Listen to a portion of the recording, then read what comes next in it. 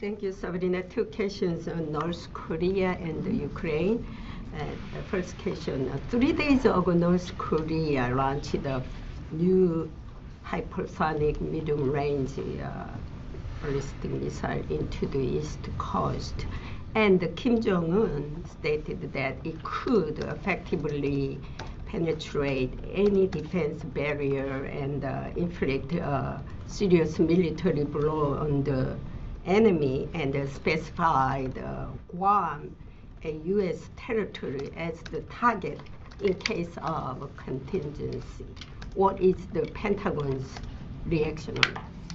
So we're aware of North Korea's launch of a ballistic missile, and as always, we conduct closely with our allies in the region. We condemn these actions and, would continue to urge the DPRK from further unlawful and destabilizing acts.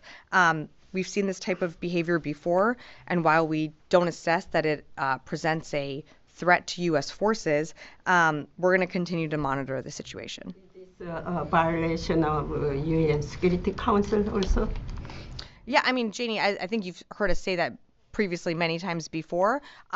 Again, it's something that we've seen the DPRK conduct in the past. We take this seriously, and we're going to continue to consult with our allies in the region. On Ukraine, Ukrainian President Zelensky said the U.S. could negotiate an end to the war with Russia only if security guarantees were made for Ukraine. How would you respond to this? Janie, I'm going to let President Zelensky's words speak for themselves.